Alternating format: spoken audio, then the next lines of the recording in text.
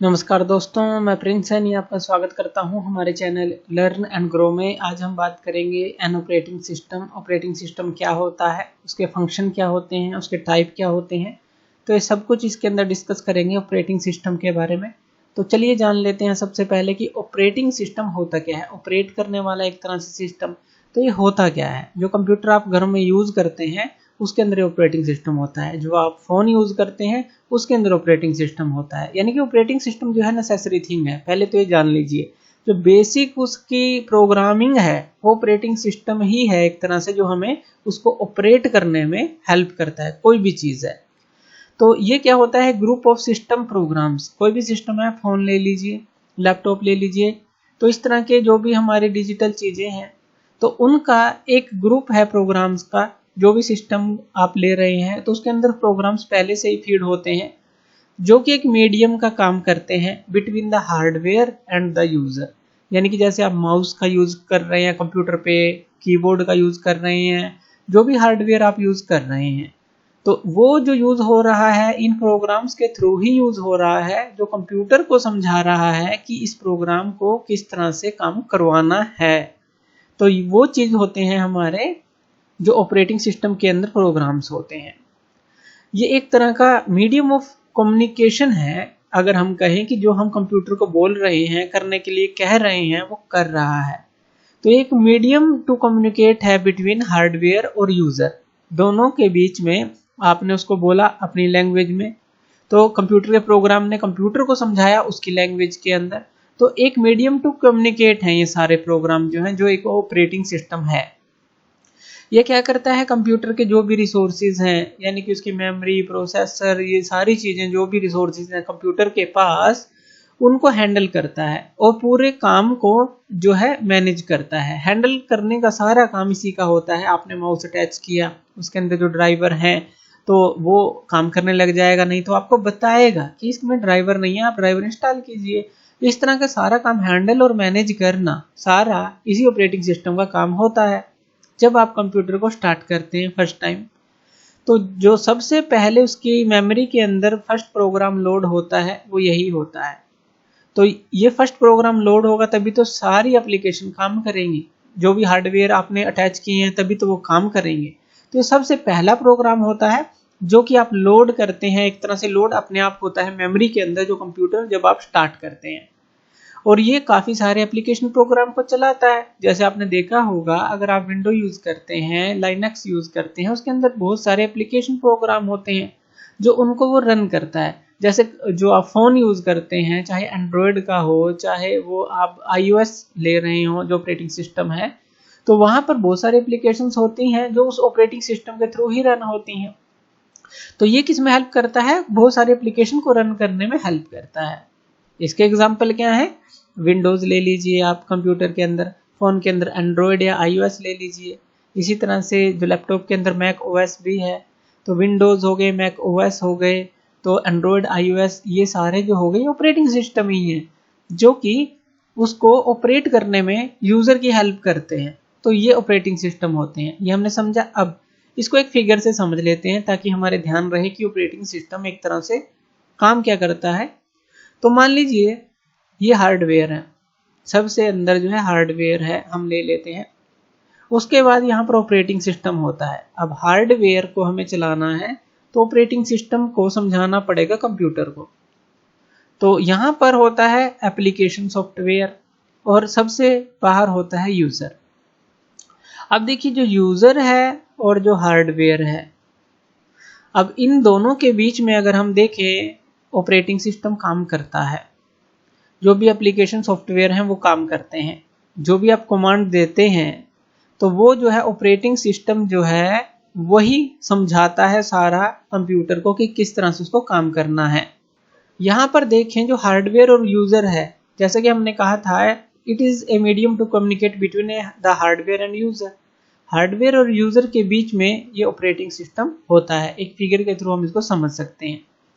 चलिए इसके कुछ टाइप्स जान लेते हैं। टाइप्स ऑफ ऑपरेटिंग सिस्टम कौन कौन से हैं। Single user operating system. अब सिंगल यूज़र ऑपरेटिंग सिस्टम में भी दो तरह के सिस्टम आ जाते हैं। एक तो सिंगल यूज़र सिंगल टास्किंग, एक सिंगल यूज़र मल्टीटास्किंग। चलिए इसको भी समझते हैं। पहले समझते हैं कि सिंगल यूजर ऑपरेटिंग सिस्टम क्या है। सिंगल यूजर ऑपरेटिंग सिस्टम है जो हम अपने घरों के अंदर जो लैपटॉप है, कंप्यूटर है, हम खुद ही यूज करें, एक सिंगल यूजर हो उसका और कोई भी उसको यूज ना कर सके, वो सिंगल यूजर ऑपरेटिंग सिस्टम होता है।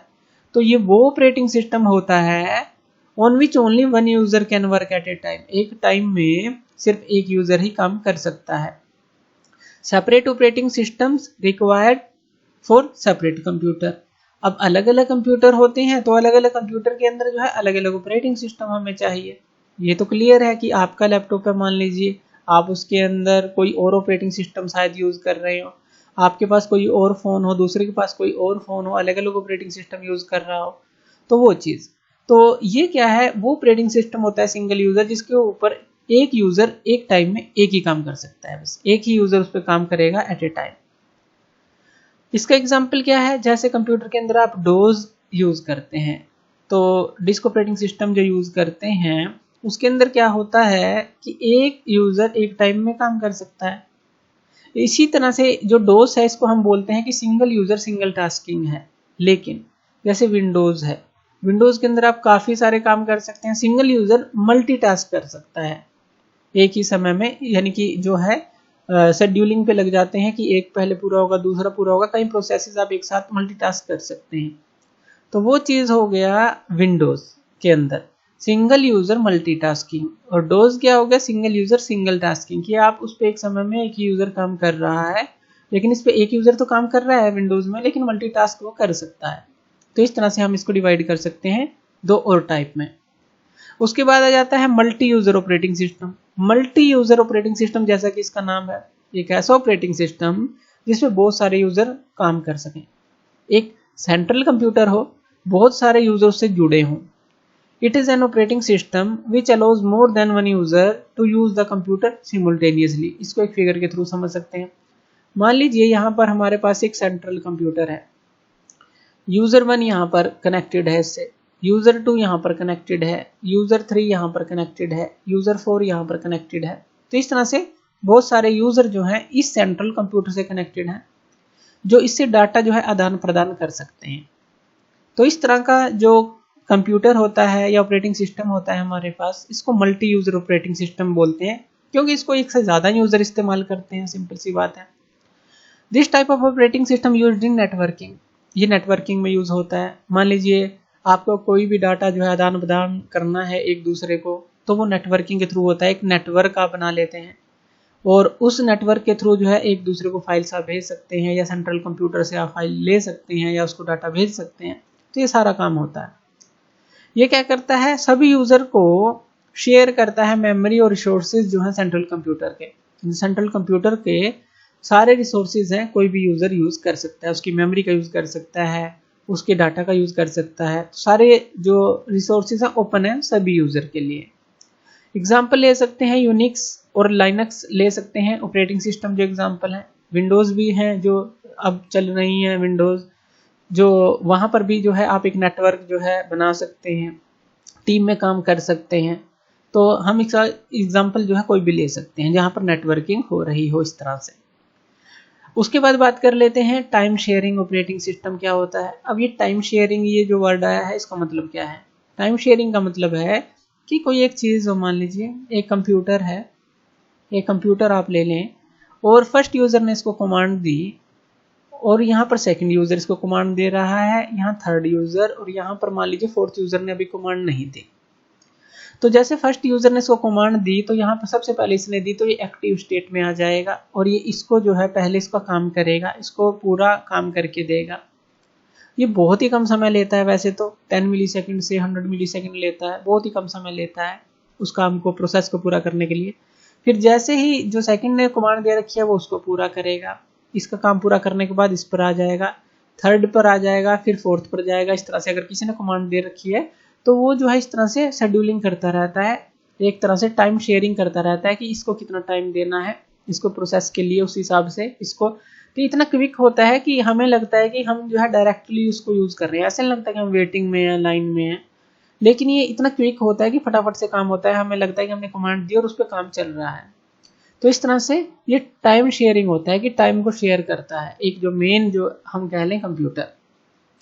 तो ये किस पे काम करता है, टाइम शेयरिंग टेक्निक पर काम करता है, ताकि एफिशिएंट काम हो सके और जल्दी से काम हो सके। इस टेक्निक के अंदर जो small part of CPU time है वो अवेलेबल रहता है सभी प्रोसेसेस के लिए। जो भी किसी ने कमांड दिया, किसी भी यूजर ने, उन प्रोसेसेस के लिए स्मॉल टाइम जो है अवेलेबल रहता है। दिस सिस्टम टाइम जो है ट्रांसफर करता है, ये जो सिस्टम होता है टाइम को ट्रांसफर करता रहता है वन से दूसरे पर, वन यूजर से दूसरे यूजर पर, इस तरह से वेरी क्विकली ट्रांसफर करता रहता है। इसका भी एग्जांपल आप यूनिक्स और लाइनक्स ले सकते हैं, क्योंकि एक तरह से ये भी एक नेटवर्किंग के अंदर ही आ जाता है, time sharing operating system. Real time operating system क्या है और ये इनसे किस तरह से अलग है। अब जो रियल टाइम की बात आती है तो ये ऑपरेटिंग सिस्टम वहां पर यूज किए जाते हैं जहां पर टाइम की बहुत ज्यादा इंपॉर्टेंस है। अगर आप टाइम पे काम नहीं करेंगे तो सिस्टम फेल हो जाएगा। सीधी सी बात है कि processing must be completed in given time. Processing complete होनी चाहिए गिवन टाइम में, नहीं तो सारा सिस्टम फेल हो जाएगा तो या क्रैश कर जाएगा। वो ऐसा क्यों होता है, क्योंकि वहां पर टाइम को महत्वता दी जाती है। कुछ इस तरह के कंट्रोल डिवाइसेस होते हैं जो कि टाइमली ही काम करने चाहिए, तो इसीलिए वहां पर real time operating system use किया जाता है। जैसे कि कंट्रोल डिवाइस में ले लें हम, एयर ट्रैफिक कंट्रोल जो है वो टाइमली काम करना चाहिए, नहीं तो कोई भी हादसा हो सकता है। एयरलाइन रिजर्वेशन है वो प्रॉपर होनी चाहिए, तो तभी जो है आप आगे जो है प्रोसेस कर सकते हैं। तो इस तरह से कुछ कंट्रोल डिवाइसेस हैं या कुछ इस तरह की चीज़ें हैं जो टाइमली होनी चाहिए, वहाँ पर रियल टाइम ऑपरेटिंग सिस्टम हमारा काम करता है, वहाँ पर ये इस्तेमाल होता है। नहीं तो सिस्टम क्रैश कर जाता है अगर गिवन टाइम में हमने काम नहीं किया। नेक्स्ट ले लेते हैं network operating system. Network operating system के बारे में हमने अभी पढ़ा भी है। अगर बहुत सारे कंप्यूटर को कनेक्टेड कर दिया जाए तो उसको हम जो है नेटवर्क ऑपरेटिंग सिस्टम बोलते हैं। उसको बोला जाता है कि काफ़ी जो कंप्यूटर है कनेक्ट कर दें, इस तरह के ऑपरेटिंग सिस्टम में वो कनेक्ट होते हैं। जो इंटरकनेक्टेड कंप्यूटर होते हैं वो जो रिसोर्सेज हैं उनके वो शेयर कर सकते हैं, कम्युनिकेट कर सकते हैं, एक दूसरे के साथ फाइलों को ट्रांसफ़र कर सकते हैं। इसका एग्जांपल भी यूनिक्स, लाइनक्स और विंडोज़ को भी ले सकते हैं। जो भी हमारे विंडोज़ के अंदर अगर टीम बिल्ड करके आप काम करते हैं तो जो नए जो विंडोज़ हैं तो उस तरह से ये नेटवर्क एक बनाने वाली बात है, तो वो ऑपरेटिंग सिस्टम होता है। फंक्शन क्या है ऑपरेटिंग सिस्टम के, अगर एक बार इनका ओवरऑल फंक्शन देखें, हैंडलिंग ऑपरेशंस, हर एक ऑपरेशन को हैंडल करना ऑपरेटिंग सिस्टम का काम है। कोई भी कमांड आपने दी उसको हैंडल करना, उसको एग्जीक्यूट करना ऑपरेटिंग सिस्टम का काम है। तो प्रोग्राम को एग्जीक्यूट करना, आपने प्रिंट की कमांड दी तो उसको एग्जीक्यूट करना, आपने प्रिंट पर रिव्यू मान लीजिए देखना है तो उसको एग्जीक्यूट करना, आपने कोई इनपुट दी उसको दिखाना, आउटपुट में कन्वर्ट करना।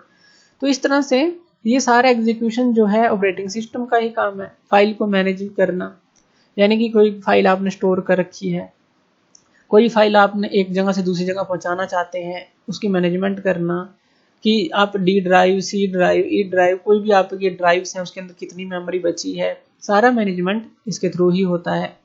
एरर डिटेक्शन भी ये हमें बताता है। अगर कहीं गलती है, मान लीजिए यूएसबी कोई काम नहीं कर रही तो आपको बताएगा कि यहाँ पर एरर है यूएसबी के, मान लीजिए ड्राइवर नहीं है तो आपको बताता है। अगर आपके कंप्यूटर में कोई वायरस वगैरह है तो वो आपको बताता है, कोई दिक्कत है कंप्यूटर में वो आपको बताता है।